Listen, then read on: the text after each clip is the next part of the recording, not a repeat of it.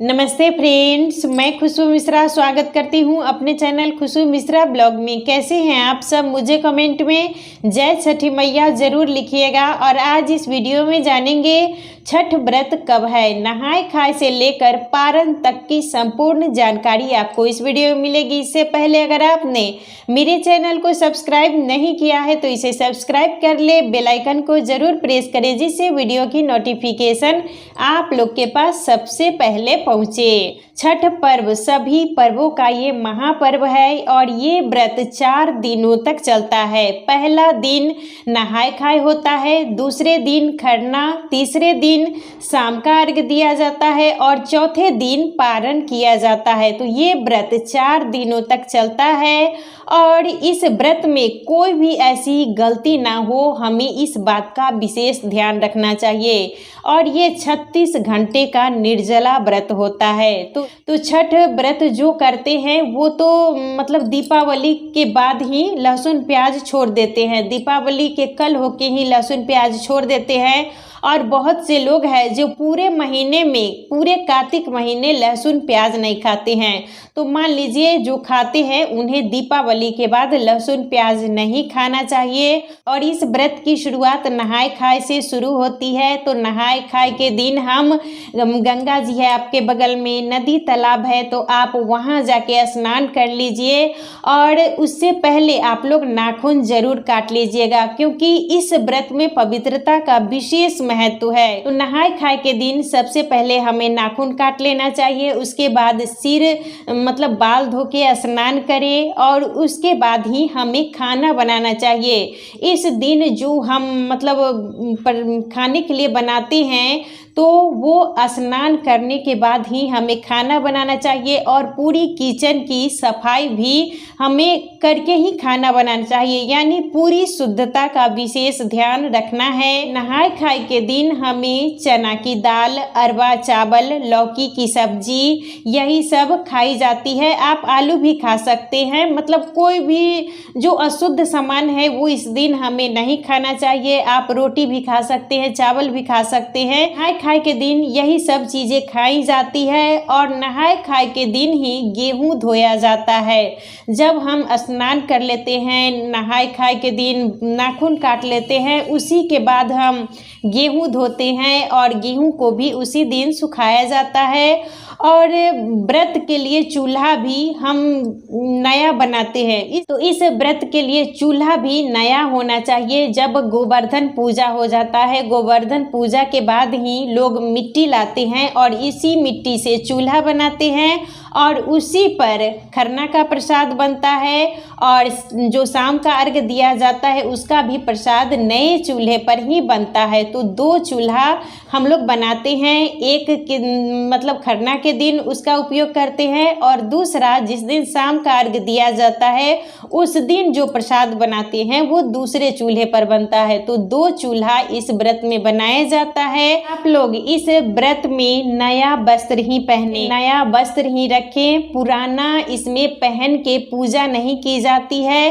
तो नया वस्त्र ही आप लोग पहले से ही खरीद लीजिए। और पेटीकोट, ब्लाउज, मतलब जो कुछ भी बनवाना है वो पहले से ही बनवा लीजिए क्योंकि अब टाइम बिल्कुल नहीं है।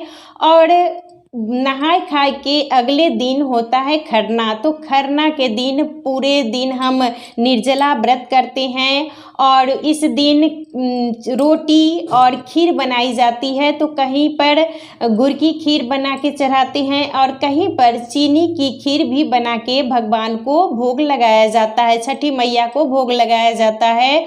तो जो नया चूल्हा हम बनाते हैं उसी पर शाम के समय में गुड़ की खीर बनाएं या जहाँ पर चीनी का खीर बनता है वो चीनी का खीर बनाते हैं, रोटी बनाते हैं।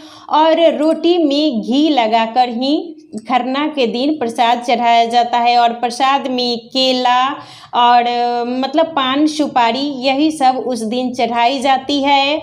और उसके अगले दिन शाम का अर्घ्य दिया जाता है। तो शाम के अर्घ्य के लिए हम प्रसाद बनाते हैं और प्रसाद में ठेकुआ, पिरिकिया और नारियल और मतलब जो भी सीजनली फल होता है, हल्दी हुआ, अदरक हुआ, मतलब मूली, ईख, यही सब इसमें चढ़ाया जाता है। और मतलब जो भी सीजनली फल जैसे सिंघाड़ा हुआ, ये सब फल जो सीजनली आ रहा है वो हम नए सूप में रखकर, या आपके पास पीतल का थाली है तो वो उसमें रखकर शाम का अर्घ दिया जाता है। उसके अगले दिन पारण होता है, तो पारण के भोर में सुबह में भी सूर्य भगवान को अर्घ दिया जाता है। इस व्रत में डूबते हुए सूर्य भगवान की पूजा की जाती है और उगते हुए सूर्य भगवान की पूजा करने का विशेष महत्व है। तो हमें सुबह में भी जो प्रसाद हम शाम में चढ़ाते हैं छठी मैया को, तो वो प्रसाद शाम के समय ही मतलब बदल दिया जाता है, जिस दिन शाम का अर्घ देते हैं, और सुबह का प्रसाद फिर हम दूसरा लेते हैं। मतलब शाम का चढ़ाया हुआ प्रसाद हमें सुबह में नहीं चढ़ाना चाहिए। जो भी ठेकुआ पिकिया ये सब होता है वो हम शाम में ही बदल देते हैं, या आप सुबह में भी बदल सकती हैं, लेकिन ठेकुआ पिकिया चढ़ाया हुआ नहीं चढ़ाना चाहिए। सुबह का अर्घ देने के बाद ही हम पारण करते हैं, और अर्घ देने के बाद जिस दिन हमारा पारण रहता है, तो उस पारण के दिन जब हम सुबह में उगते हुए सूर्य भगवान को जल देते हैं, तो उसके बाद खोइछा दिया जाता है, और जितने भी वहाँ पर सुहागिन महिलाएं होती हैं उनके मांग में पीला सिंदूर, जिसे भखरा सिंदूर भी कहते हैं, वो लगाया जाता है। और इस व्रत में जो भी हम मुरादे मतलब मांगते हैं, जो भी हमारी मन्नतें रहती हैं, वो छठी मैया हमारी मुरादें पूरी करती हैं। इसीलिए इस व्रत का विशेष महत्व है, और ये बिहार का, यूपी का मतलब बहुत ही महापर्व है। तो इसे हमें बहुत ही नियम निष्ठा से पूरी श्रद्धा से हमें मनाना चाहिए। और आप लोग पूजा के लिए नया वस्त्र जरूर खरीद लीजिएगा, और लहठी, इस पूजा में लहठी ही पहन के पूजा की जाती है। जो लाह की लहठी होती है उसे बहुत ज़्यादा ही शुद्ध माना जाता है, तो हमें लहठी पहन के ही पूजा करनी चाहिए। खरना के दिन भी नया लहठी पहन के ही हम खरना का प्रसाद माता को, छठी मैया को चढ़ाते हैं, और जिस दिन शाम का अर्घ दिया जाता है उस दिन भी हम नया वस्त्र लहठी पहन के ही पूजा करते हैं। और व्रत के दिन पूजा करने से पहले और पूजा करने से पहले हमें अच्छे से नाक से लेकर पूरे मांग तक सिंदूर जरूर लगानी चाहिए। पैर में आप लोग महावर लगा लीजिएगा, और मतलब अच्छे से पूरे सज सवर के ही इस व्रत को हमें करना चाहिए। पूरी नियम श्रद्धा के साथ ही करें। और इस बार छठ व्रत का नहाय खाय 17 नवंबर दिन शुक्रवार को पड़ा है, 18 नवंबर दिन शनिवार को खरना है, और 19 नवंबर दिन रविवार को शाम का अर्घ दिया जाएगा।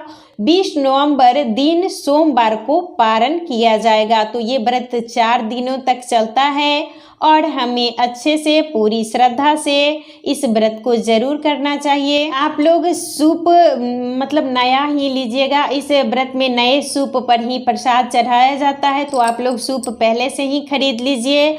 और जो दौरा रहता है बड़ा सा, उसी में रख के हम लोग प्रसाद को ले जाते हैं, तो दौरा भी नया ही हमारा होना चाहिए। सूप भी हर साल हमें नया लेना है, और जो दौरा होता है वो भी हर साल नया ही लिया जाता है। पूरी नियम श्रद्धा के साथ ही इस व्रत को हमें करना चाहिए। कोई भी हमसे ऐसी गलती ना हो, इस बात का आप लोग विशेष ध्यान दीजिएगा। तो हमें इन्हीं सब नियमों का पालन जरूर करना चाहिए। तो आज का वीडियो यहीं तक था। फिर मिलूंगी एक नए वीडियो में। वीडियो अच्छा लगे तो इसे लाइक ज़रूर कीजिएगा, मेरे चैनल को सब्सक्राइब कीजिएगा। फिर मिलूंगी एक नए वीडियो में, तब तक के लिए नमस्कार। जय छठी मैया।